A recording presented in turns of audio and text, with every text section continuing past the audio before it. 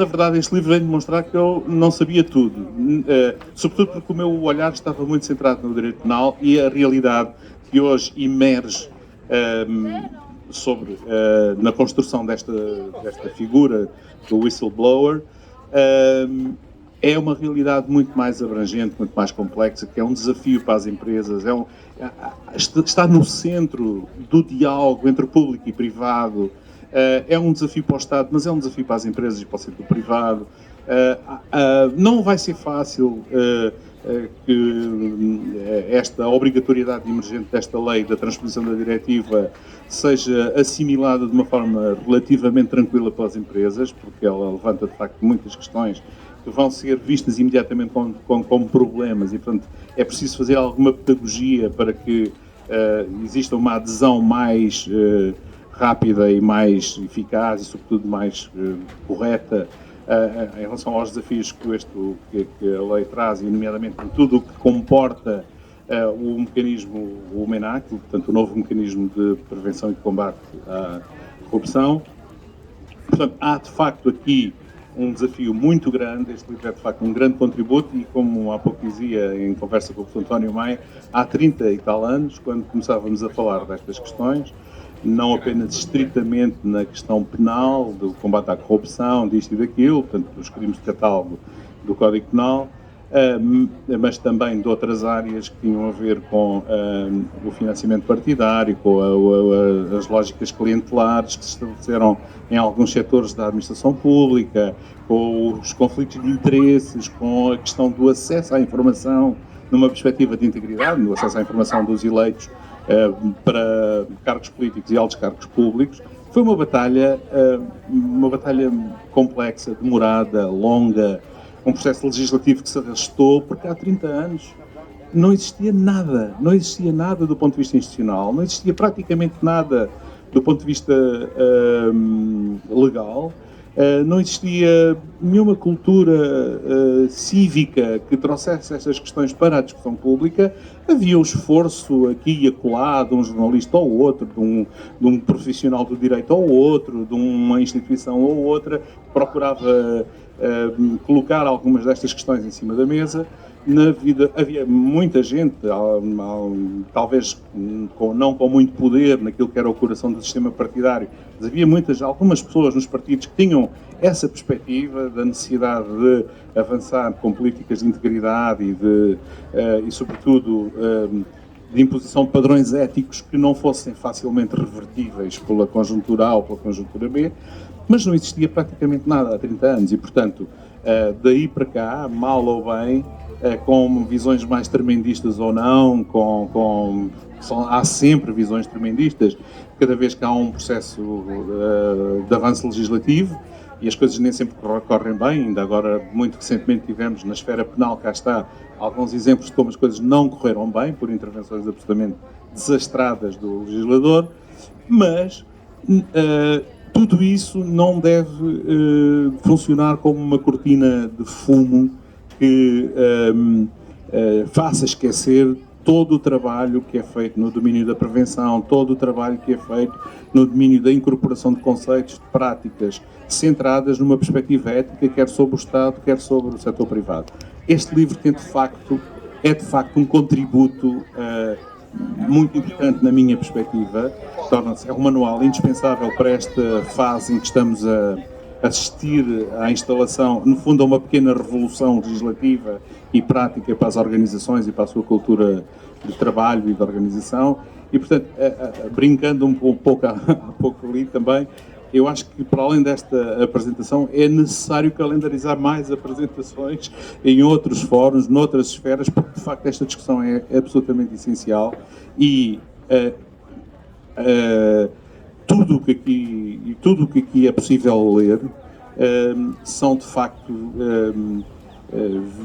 facto contributos que têm essa grande qualidade. Tem uma enorme qualidade do ponto de vista técnico e tem uma enorme qualidade do ponto de vista da escrita, do ponto de vista da pedagogia que faz, do ponto de vista que fazem e do ponto de vista daquilo que é o enquadramento necessário para uma obra com estas características. Portanto, para mim foi de facto um prazer muito grande fazer o prefácio, mas foi sobretudo um enorme prazer ler tudo o que aqui está.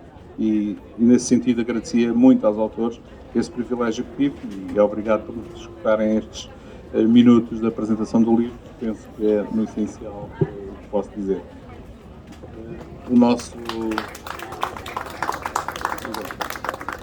Bruno Patrick passa para a apresentação. Ok, obrigado. Ok. Obrigado, Eduardo, desde o primeiro momento, quando o convidámos para, com todo o gosto, fazer este trabalho, e obrigado agora também pelas palavras que deixou em relação a este projeto. Queria começar, se não se importam, por agradecer às pessoas que deram o seu contributo e que permitiram este trabalho, que é um trabalho conjunto de vários autores, alguns membros do Observatório de Economia e Gestão de Fraude, outros foram convidados, enfim, dada o trabalho ou reflexão que têm sobre o tema, portanto, agradecer a todos. É mais um projeto do Observatório de Economia e Gestão de Fraude, e aqui gostaria de, até na qualidade de membro e de presidente da direção, de agradecer a todos, também à Almedina, naturalmente, pela disponibilidade para, uma vez mais, apoiar esta divulgação. Dizer que o Observatório de Economia e Gestão de Fraude foi criado em 2008, tem a sua gênese e a sua sede na Faculdade de Economia da Universidade do Porto e foi originado a partir de um primeiro curso de Gestão de Fraude, digamos que se enquadra no âmbito da sociedade civil. É composto por professores universitários, por técnicos, auditores, inspectores de polícia, enfim, profissionais que de alguma maneira se interessam por estas temáticas da economia não registada, da fraude, da corrupção, e procuramos contribuir desta forma por uma espécie de um agitar de águas da sociedade, porque também é importante, obviamente que não é a sociedade que vai, em primeira linha, combater a fraude e a corrupção, mas é a sociedade que é vítima de todas estas questões. E a sociedade tem um papel muito importante, deve ser mais interventiva, no sentido de exigir mais, propositiva, claro, das lideranças a todos os níveis da sociedade. E é esse um bocadinho o propósito do Observatório, e este trabalho vem nessa senda. Temos já trabalhos anteriores, e, portanto, agradecer a todos, e o facto de estarem aqui hoje também.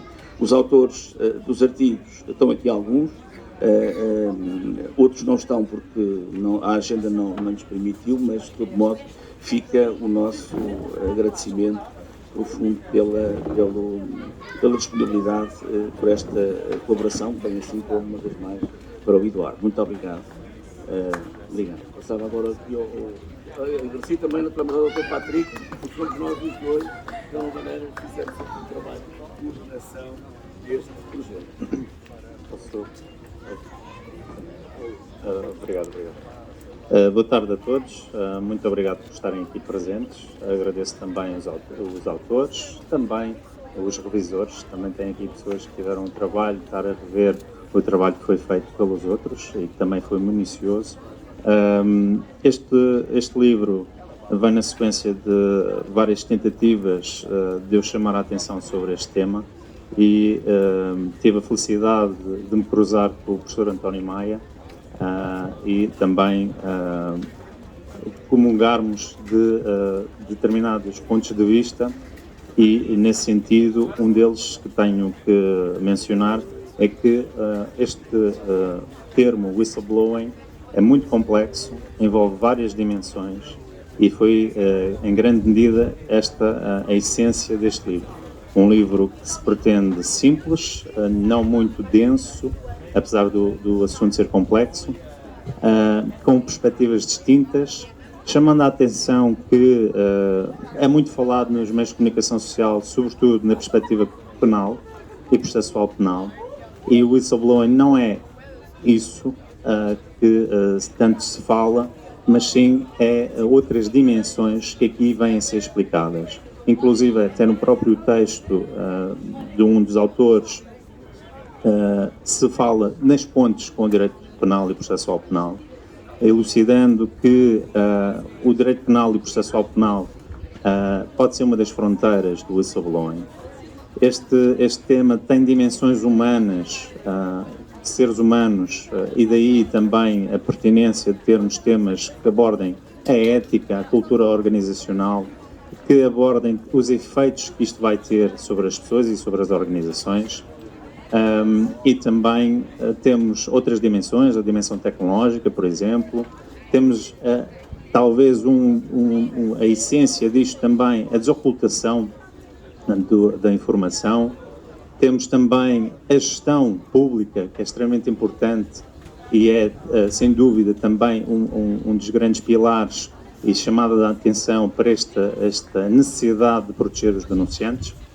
Temos também o interesse sobre uma perspectiva diferenciada, que é falarmos na perspectiva de quem foi o primeiro ou potencialmente primeiro denunciante. Daqui termos um texto que aborda o Judas, que aborda também estas dimensões. Temos também a perspectiva contratual, contratação pública, mas não só, é uma das áreas muito apetecível para a corrupção, mas este fenómeno, ou esta tentativa de combater estes fenómenos, não se prende apenas com a corrupção, mas sim com irregularidades no geral. Eu penso que falta aqui mais algum tema neste livro, por exemplo, efeitos psicossociais. Nós temos também, com o Observatório, feito outros eventos e estão disponíveis online, em que também abordamos outras dimensões, mas tentamos que o livro fosse mais completo possível. Temos vários exemplos de vários casos, por exemplo, o LuxLeaks e por aí em diante. Temos as origens económicas e financeiras desta grande revolução deste sistema e também temos outras perspectivas que tenham que ver com o direito de trabalho, um dos grandes propósitos dos canais de denúncias, é o contexto laboral. Eu espero que gostem do livro. Sinceramente, eu espero que o livro seja para conhecimento e não por necessidade de usarem os conteúdos. Muito obrigado e até breve.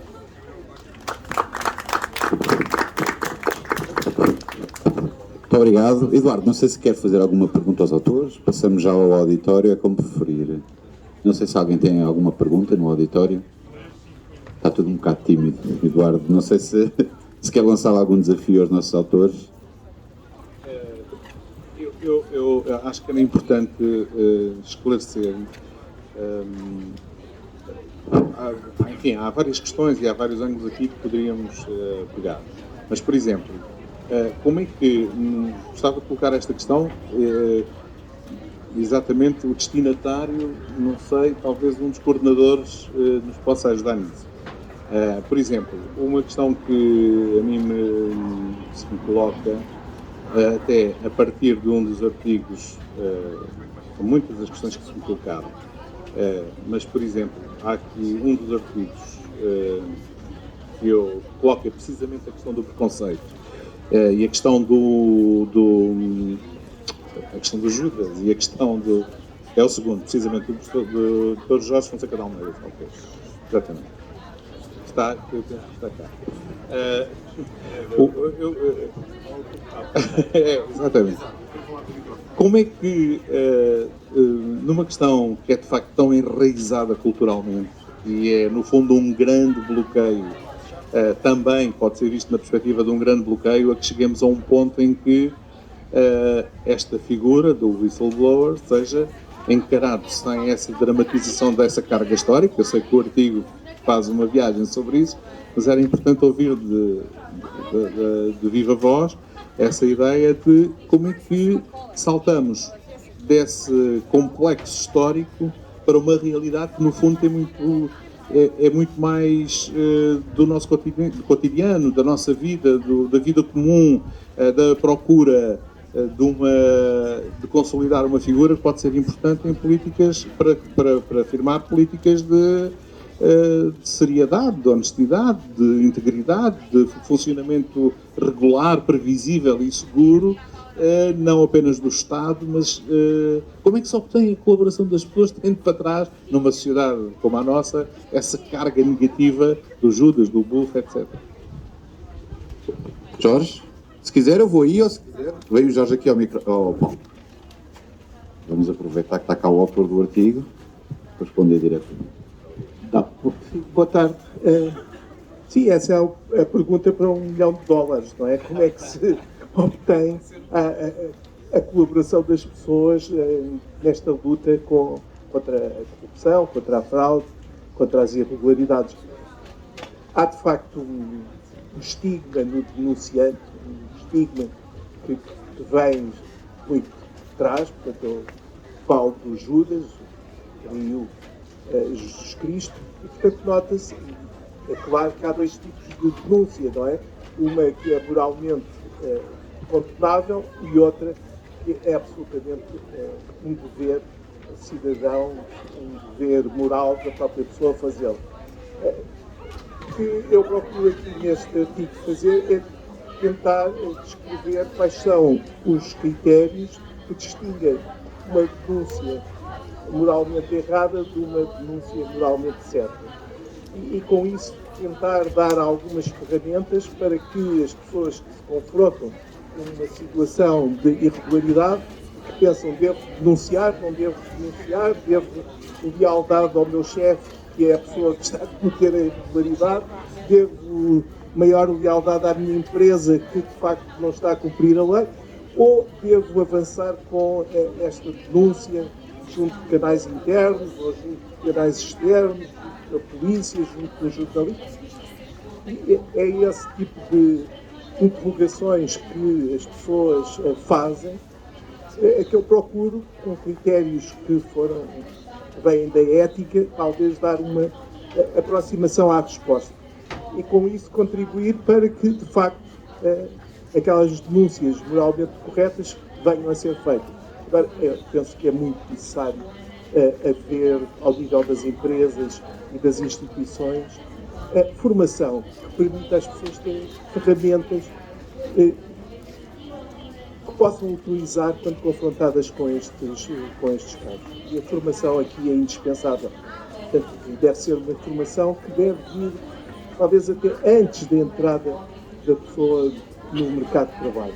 Talvez nos últimos anos do ensino secundário, talvez com cadeiras específicas nas universidades, não só nas universidades que tenham a ver especificamente com questões éticas, no fundo são todas, mas realmente de uma forma mais alargada. E é isso que é necessário, é que as pessoas tenham as ferramentas para decidir se devem ou não devem falar, em que momento falar, com quem falar, e isso é que é o essencial. Obrigado. Agora lembrei-me, de outra razão, uma outra questão que também tem a ver com a necessidade de explicar porque é que esta figura é importante. Não sei se, talvez esta questão que eu vou colocar, não sei se o professor Patrick, se algum outro autor possa explicar. Como é que, enfim, eu tenho de alguma forma, eu sou o jornalista que descobriu quem é que era um rapaz chamado Rui Pinto, digamos assim. E em torno do qual se faz uma grande parte da discussão sobre o valor da denúncia hoje em dia, né, em Portugal, por causa do futebol, por causa do Luanda Leaks, etc. Há até alguma pressão, diria, social, eventualmente, para que tecnicamente seja enquadrada aquela ação na figura do whistleblower, que é uma questão polémica e é uma questão controversa. Eu pergunto, como é que fazemos a separação do trigo e do joio? Como é que será possível fazer a pedagogia do que é certo e do que é errado entre aquilo que é a figura que sabemos o que é do whistleblower, tal qual está tipificado na lei, e aquilo que é a percepção pública em construção sobre alguém e sobre um certo tipo de atividade que também poderia enquadrar-se aqui, sabendo nós que não se enquadra. Não sei quem é que poderá dar algum contributo. Eu vejo que está a olhar muito para o meu lado. Esta questão é complexa e seguramente gera duas posições. Eu vou tentar dar as duas posições e dizer que tenho, obviamente, uma opção. Uma das posições é que deve-se louvar e até saudar, salutar esta figura ou esta situação. No caso concreto já foi falado. Eu, como sou formado em Direito, tenho por formação a tendência a não falar dos casos concretos. Penso que toda a gente sabe, não é? E a outra, que é aquela que eu penso, não podia deixar de ser, é que está fundamentada na lei. E a lei diz que tem que ser um contexto de trabalho. E assim sendo, o Rui Pinto não pode dizer que é um contexto de trabalho, ainda que existam até white hackers, aqueles que são os éticos que tentam checar, validar o sistema informático, todos os sistemas eletrónicos, podemos até extravasar até essa dimensão. Mas o que é certo é que também, pela formação que tenho, e penso que a ética também tem que se preocupar com isto, não vale tudo e os meios também importam. Não é só apenas a consequência ao chegar a determinada informação, é saber que legitimidade é que esta pessoa tem. Porque senão todos nós podemos querer saber coisas e já não vai haver sentido para o crime de devassa da vida privada. Então temos esta dificuldade. Obviamente que o grande problema é que as pessoas têm, desculpem a expressão, sede em acerto de contas com aquelas situações que nós todos temos a ideia, ou quase a certeza, que é o que acontecem. E se houver uma espécie, desculpem este trocadilho, o Rui dos Bosques, tanto melhor. Mas o que é certo é que se nos tocar o umbigo, e recentemente até, não muito recentemente, mas há alguns meses atrás, agora não sei precisar a altura, quando começamos a ter alguns incidentes informáticos, todos começamos a pensar que não é muito interessante que os nossos dados, as nossas informações circulem e por que mãos. E recentemente também tivemos o problema dos metadados. Mas isto para vos dizer que é óbvio que percebemos a importância de pessoas a trazerem informações que de outra forma não iríamos saber, e neste sentido todos somos mais solidários com esta situação concreta, mas por outro lado temos também que pensar os valores, porque se hoje validamos esta situação, amanhã quais são os limites de outras pessoas? E aqui temos este problema. Poderá haver outro tipo de soluções, não necessariamente qualificá-lo como whistleblower, que podem ajudar a mitigar alguma consequência pela ilicitude dos seus atos, que tudo leva a crer que assim aconteceram, mas ele ainda não foi julgado. Mas eu não falei de um caso concreto. Agora, se me permitem complementar. Não há dúvida nenhuma que o papel do denunciante, do whistleblower, enfim, como lhe chamemos, que é fundamental.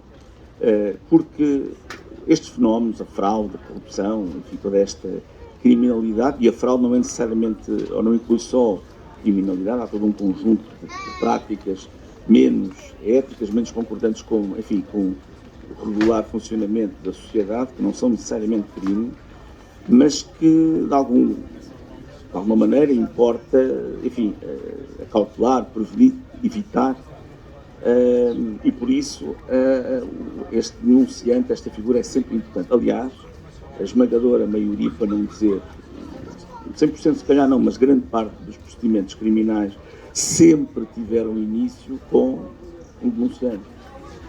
Na área da corrupção, enfim, haverá casos em que o início do processo é disputado por uma auditoria, de um organismo público, mas não é a regra é um denunciante. A ideia do denunciante não é nova.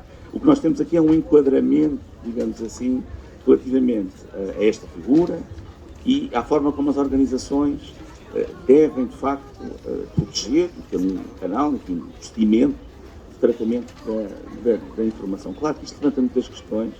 Eu diria que há um território novo, e a realidade, por certo, que nos há de dizer onde é que estão alguns limites, porque, concordo também, a pretexto da ética não pode valer tudo, porque neste vale tudo podemos cair, se calhar facilmente em territórios que em si mesmo não são exatamente concordantes com os valores da ética e da integridade. E, portanto, é uma realidade nova que agora acaba por nos ser, entre aspas, imposta por via de um normativo.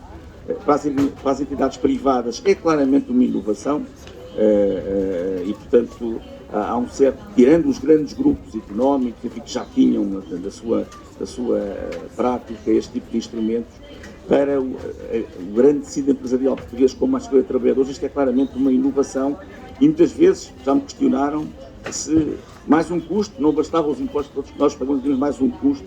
Ora, olhar para isto, e não estou a falar só dos canais, não estou a falar dos códigos de ética, dos planos de prevenção de risco, enfim, toda uma lógica que agora passa a ser, digamos assim, obrigatória, não pode ser vista como uma lógica de custo.